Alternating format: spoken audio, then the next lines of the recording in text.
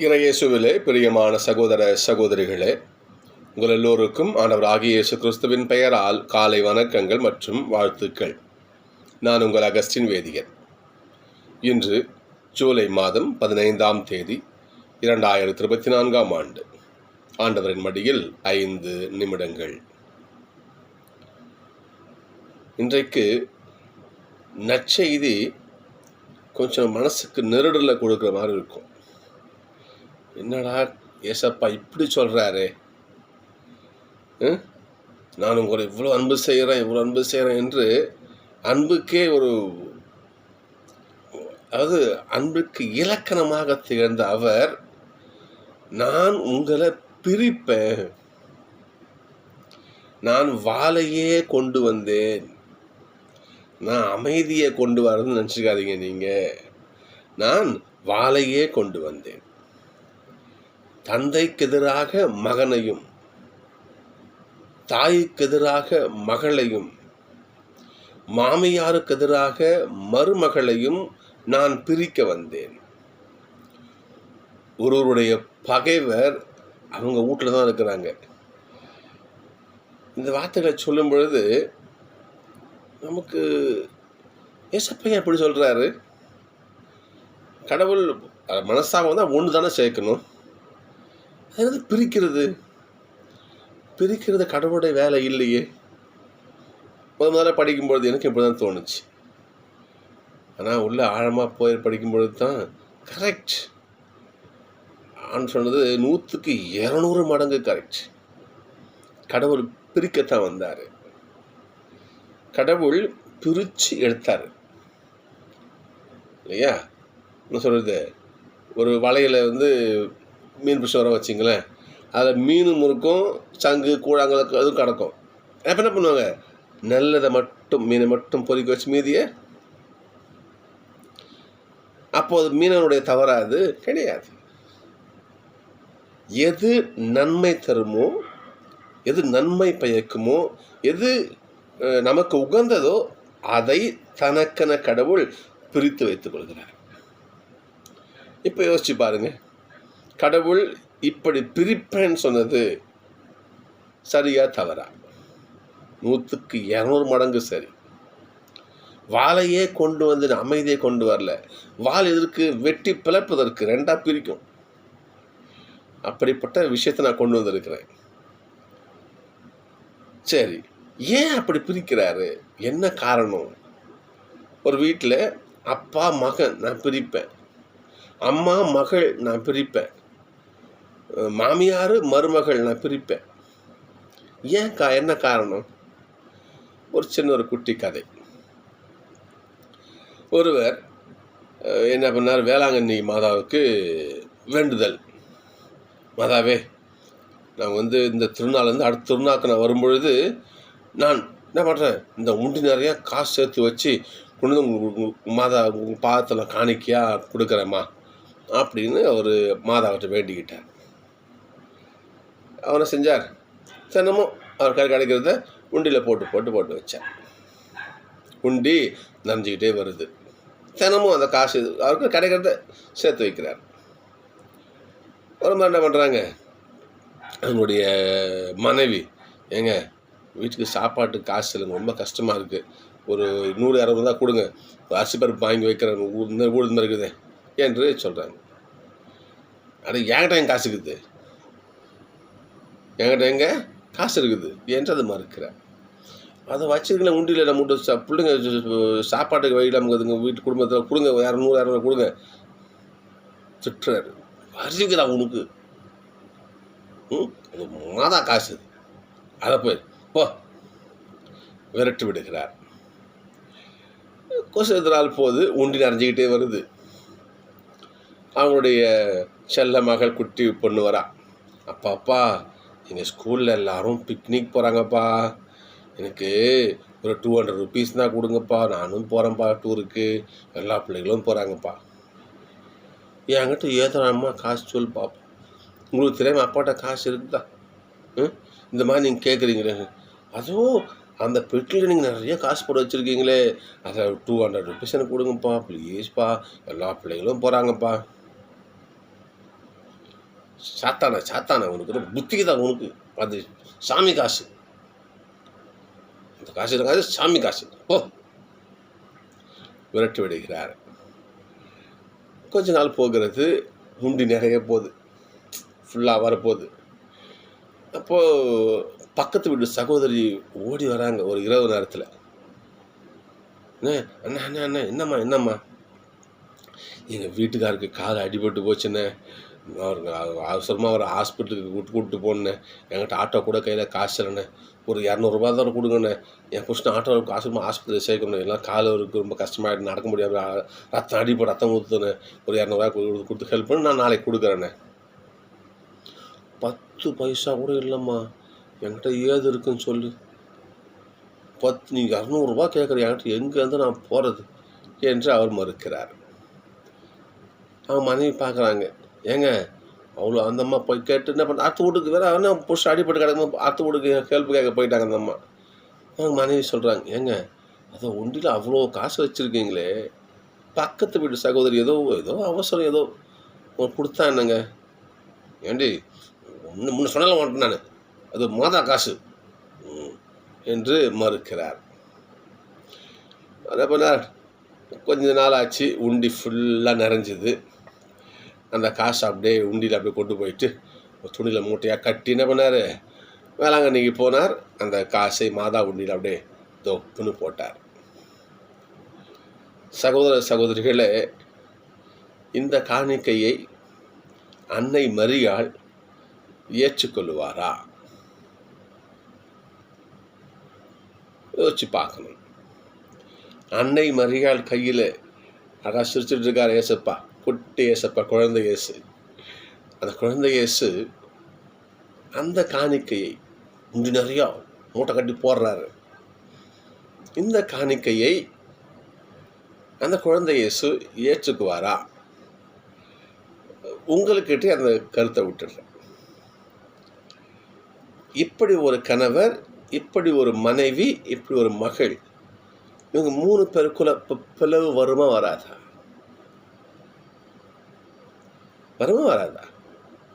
நன்மைத்தனத்தை மனைவி சொல்கிறேன், எங்க அடிப்பட்டு கிடக்கிறாருங்க மனுஷன் பாவம், பக்கத்து வீட்டில் ஒரு 200 கொடுத்தா என்ன, இந்த மனுஷன் அதை வெறுக்கிறார். அப்போ இவங்களுக்குள்ள பிளவு வருமா வராதா? இப்படிப்பட்ட பிளவைத்தான் ஆண்டவர் ஏற்படுத்துவேன்னு சொன்னார். இன்றைக்கு முதல் வாசகம் பார்க்கணும். நம்ம அற்புதமான முதல் வாசகம். இன்னைக்கு எசையா காலத்தில் மக்கள் என்ன பண்ணாங்க, நீ என்ன பாவம் மனம் பண்ணிக்கலாம், மனம் போன போகல வாழ்ந்துக்கலாம், ஏன் வந்து ஹெல்ப் கேட்டாருன்னு போ துரத்தி விடலாம். ஆனால் கடவுளுக்கு காணி கொடுத்துடணும், கடவுளுக்கு காணிக்க கொடுத்துடணும், அவருக்கு என்ன பழியோ அதை கொடுத்துடணும், ஆடு பலியோ மாடு பலியோ என்ன பலி கொடுத்துடணும், எரி பலியோ அது அவர் செஞ்சிடணும். செஞ்சுட்டா நம்ம மகிழ்ச்சி அடையும் என்று அவர்கள் கடவுளுக்குரிய காரியங்களை செய்யாமல் பலி கொடுத்தா போதும், இது நமக்கு நம்ம கடவுள் நம்ம ஒன்றா சேர்த்துறோம் என்று அந்த நம்பிக்கையில மூழ்கி கிடந்தார்கள் சகோதரிகளே. சொன்ன இல்லையா, உதாரணத்துக்கு அந்த புருஷன் கதை பாருங்கள், மாதா உண்டியில் காசு போட்டால் போதும், எவன் கால் ஆக்சிடென்ட் ஆனா, எவன் செத்தா என்ன, நம்ம வீட்டு குழந்தை வீட்டிலே தூங்கிட்டு மற்ற பிள்ளைங்களாம் மகிழ்ச்சியாக நம்ம வீட்டு டூருக்கு போனாங்கன்னா போவாட்டி என்ன, குடும்ப செலவு காசு இருந்தானே, நமக்கு மாதா காணிக்க போட்டால் போதும். இப்படித்தான் அப்போ வாழ்ந்தார்கள். சொல்கிற பாருங்க பார்ப்போம், உங்கள் காணிக்கை எனக்கு எதுக்கு, உங்கள் பழி எனக்கு எதுக்கு, உங்கள் ஆட்டுக்கிடாய்கள் இல்லையா, விலங்குகள் கொழுப்பு, இதெல்லாம் எனக்கு போதும் ஆகிப்போச்சு. புரியுதுங்களா? உங்களை காலை ஆட்டுக்கடா வெள்ளாட்டுக்கடா இந்த ரத்தத்தில் இருக்க நாட்டம் கிடையாது. என் திருமண் வருகின்ற பொழுது என்ன பண்ணுங்க, இதெல்லாம் தூக்கிட்டு என்கிட்ட வராதிங்க, இதெல்லாம் தூக்கின்னு வரணும் உங்ககிட்ட யார் சொன்னது? இனி காணிக்கைகளை வீணாக கொண்டு வராது. உங்களுடைய தூபம், உங்களுடைய தூப புகை எனக்கு அருவருப்பை கொடுக்குது. இனிமேல் நான் என்ன பண்ணுறேன்னு, உங்களுடைய விழாக்களை நான் வெறுக்கிறேன், உங்களுடைய வழிபாட்டை நான் வெறுக்கிறேன், உங்களுடைய திருவிழாவை அமாவாசை வழிபாட்டை நான் வெறுக்கிறேன், தேவை கிடையாது எனக்கு. புரியுதுங்களா? இப்படியே செய்தால் உங்கள் மன்றாட்டு நான் கேட்க மாட்டேன். அப்போ என்ன பண்ணணும் பாருங்க பார்ப்போம். நீங்கள் உங்களை கழுவி தூய்மைப்படுத்துங்கள். தீச்செயலை உங்கள் முடிந்து அகற்றுங்க.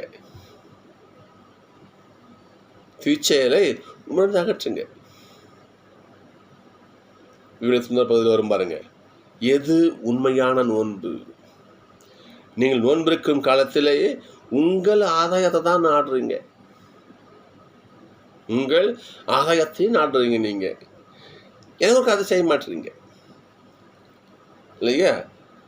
ஏழை மக்களை ஒடுக்குறீங்க. ஒரு மனுஷனை ஒரு செருப்புக்கு விற்கிறீங்க. அப்பனும் மகனும் ஒரே பெண்ணை போயிட்டு தவறு செய்கிறீங்க.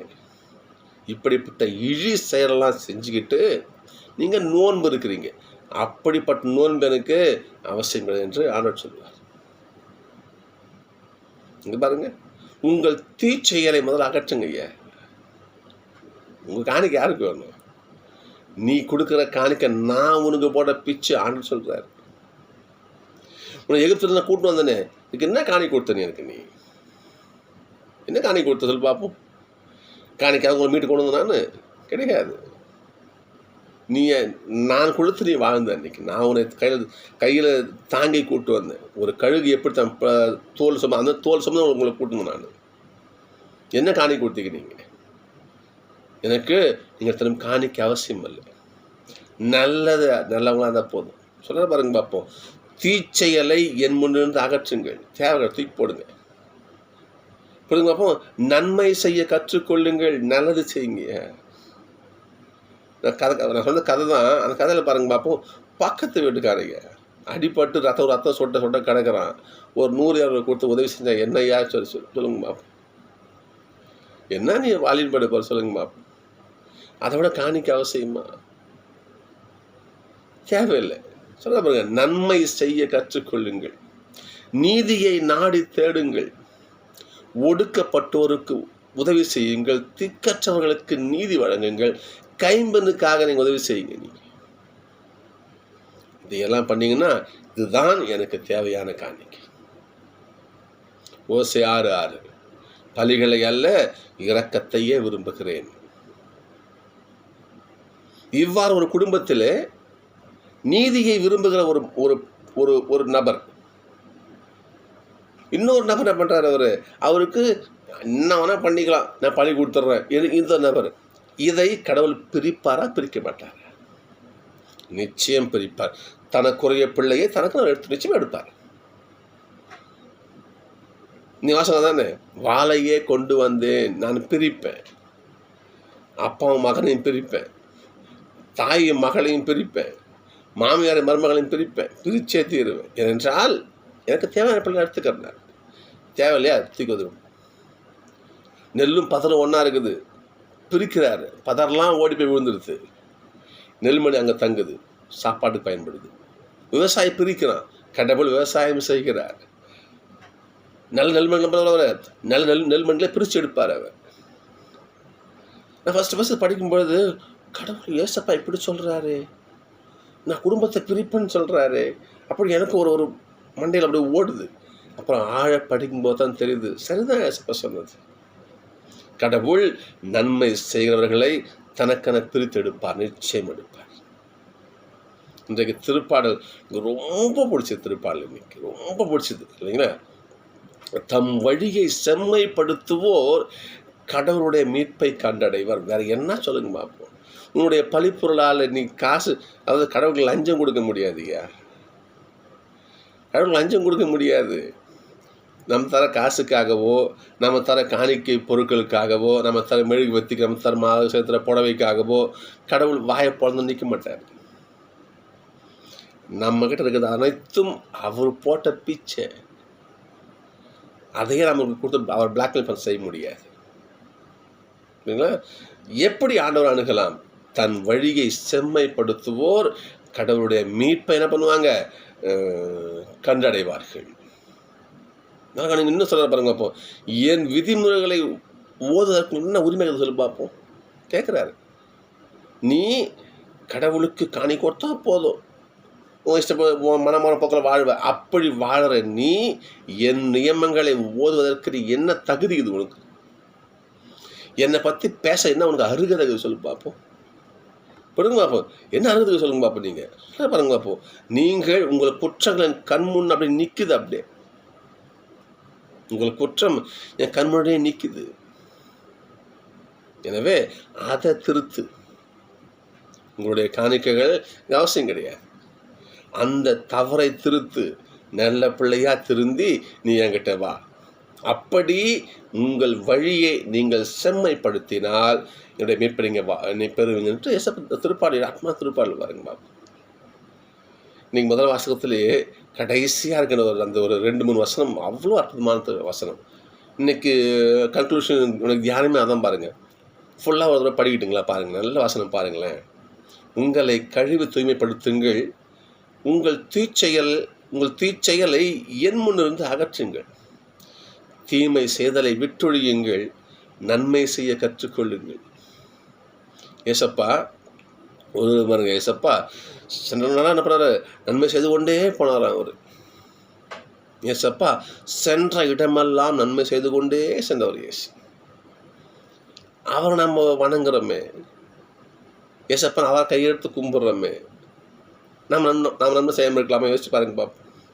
அந்த வாசம் சொல்லுது பாருங்க. அப்போ நன்மை செய்ய கற்றுக்கொள்ளுங்கள், நீதியை நாடி தேடுங்கள், ஒடுக்கப்பட்டோருக்கு உதவி செய்யுங்கள், திக்கற்ற மக்களுக்கு நீதி வழங்குங்கள், கைமண்ணுக்காக வழக்காடுங்கள். சகோதரர்களே, இதுதான் கடவுளுக்கு நாம் தருகின்ற காணிக்கை. இதை விடுத்து காசு பணம், புடவை, நகைங்க, வேறு என்ன வருது, அனைத்தும் ஆண்டவருக்கு ஏற்புடையவையாக நிச்சயமாக ஆகாது. நீ காசு பணம் தரேன்னு சொல்லிட்டு கடவுளை அங்கீகரிக்க மாட்டார். ஞாபகம் வச்சுக்கணும் இல்லையா? இன்னொன்று ஒரு வார்த்தை ஏசப்பாங்க சொல்லுவார் பாருங்க. ஏசப்பா அற்புதமான சொல்லுவார். ஒருவர் நேர்மையாளர் என்பதால் அவரை ஏற்றுக்கொள்பவர் நேர்மையாளருக்குரிய பலனை பெறுவார். ஒருத்தவர் நல்லது செய்கிறானா அதுக்காக அவனுக்கு அவன் பக்கம் அவனுக்கு துணையாக நில்லு, நீ அவனை ஏற்றுக்கோ. சொல்றது புரியுது உங்களுக்கு? ஏசப்பா கடைசி சொல்கிற வார்த்தை இதுதான். ஒருவன் நேர்மையாளரா நீதியாக இருக்கானா அந்த நீதியின் பொருட்டு, அவன் நியாய நேர்மையை பொருட்டு அவங்க சப்போர்ட் ஆகிடு. அதான் நல்ல மனுஷன். அதை விட்டுட்டு நமக்கு என்ன கொடுப்பான், பணம் வாங்கிட்டு ஏதாச்சும் ஆதாயம் கிடைக்குமா வாங்கிட்டு நம்ம ஜால்ரா போடலாம், அவன் சார்பாக நிற்கலாம். மனுஷன் அதை செய்வான், கடவுள் செய்ய மாட்டார்.